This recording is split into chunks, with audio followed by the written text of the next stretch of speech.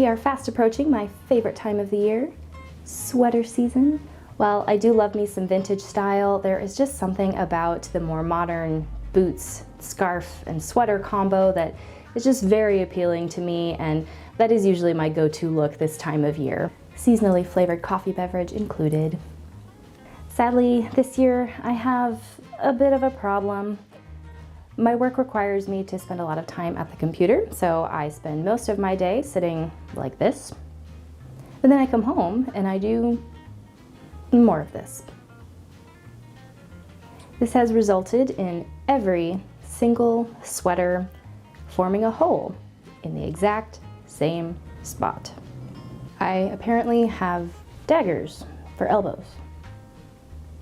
I've been trying to be more conscious about sustainability and the effects of fast fashion, so rather than throw these out and get new ones, I will be attempting a rescue mission.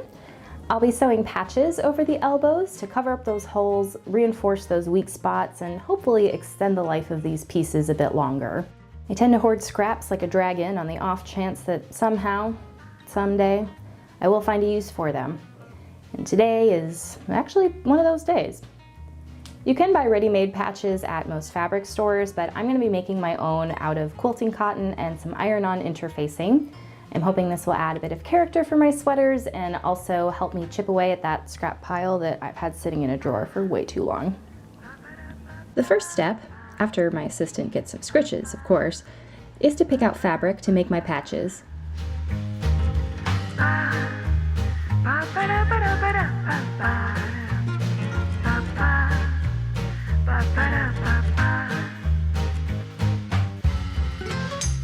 Alright, I think I have all of my patch fabrics picked out. I have a mix of some prints as well as some more plainer, more traditional kinds here.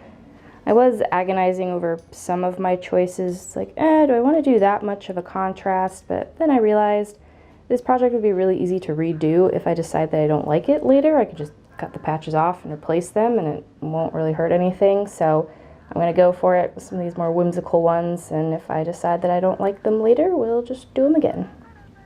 Next, it's time to apply the iron-on interfacing.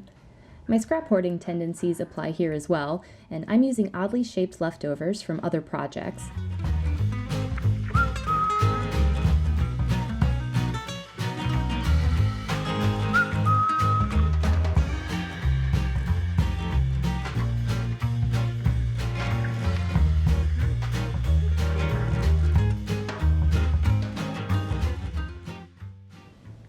Alright, all of my fabric scraps have their interfacing adhered. It is time to start cutting out the patches.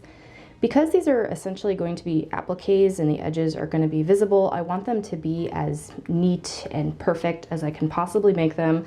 So I'm going to try something. I have these cutting templates that were made for scrapbooking. Like, these are intended to cut paper, and I'm going to see if I can cut fabric with them, because if that works, this is going to give me perfectly smooth, even oval shapes for my elbow patches, and it's also going to save a lot of time.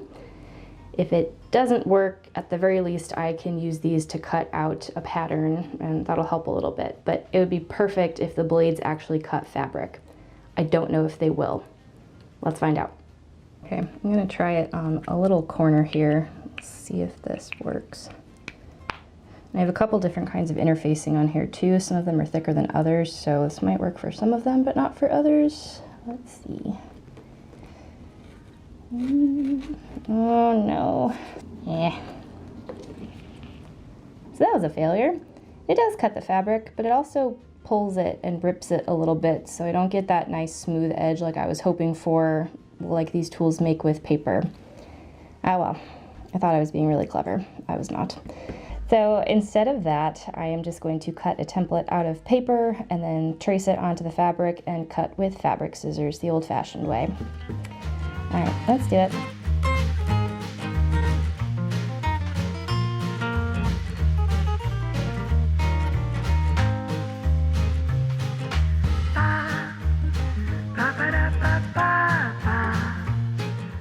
This project reminded me why I usually use a rotary cutter for fabric. My hands survived, but they were not pleased about it.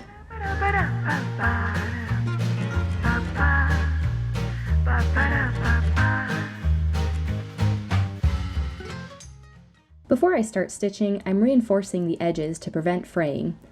I didn't have any fray check and I didn't feel like leaving the house to get some, so clear nail polish it is. To make sure that I don't stitch my sleeve shut on accident, I'm slipping a water bottle into the sleeve to help with the pinning and sewing.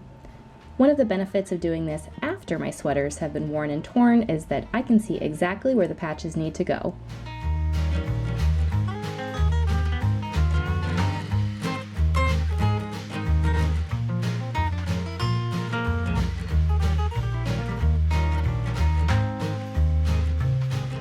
With everything in place, all that's left is lots of cozy hand sewing.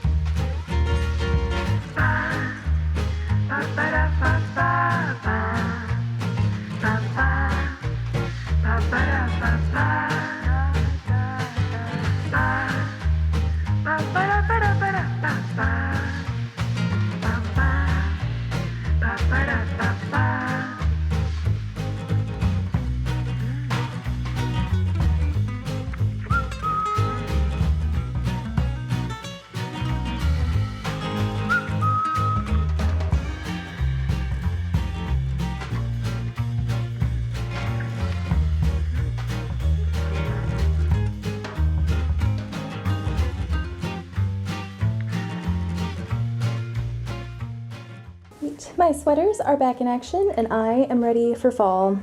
Only fall is ready for me.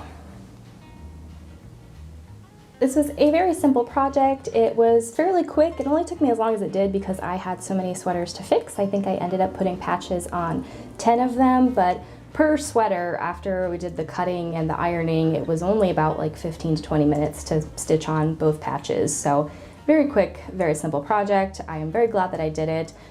For the most part, I am happy with the results. The ones that I like the most are the ones where the patches are close enough to the original sweater color that from a distance you don't really notice them too much. The ones that I'm not sure of are the ones where I went a little crazy with the fabric choices and got something that was really contrasty. So like when you look at the elbow from a distance, it's like, whoa, there's a patch there. And I can't decide if it's because I actually don't like it and I think it looks bad, or if it's just because it's such a departure from my usual style that I'm feeling self-conscious about it. I haven't really figured that one out. I don't know. Let me know what you guys think in the comments. I'm curious if my fabric choices were just way off base with some of these. If you enjoy projects like this, I do have more plans for sewing, history bounding, vintage crochet, and bookish content. So if that sounds like your cup of tea, maybe give this video a like, subscribe to the channel so you can see what I've got coming up in the future. Until then, thank you so much for spending time with me today. I hope you have a lovely rest of your day, and I will see you next time. Goodbye.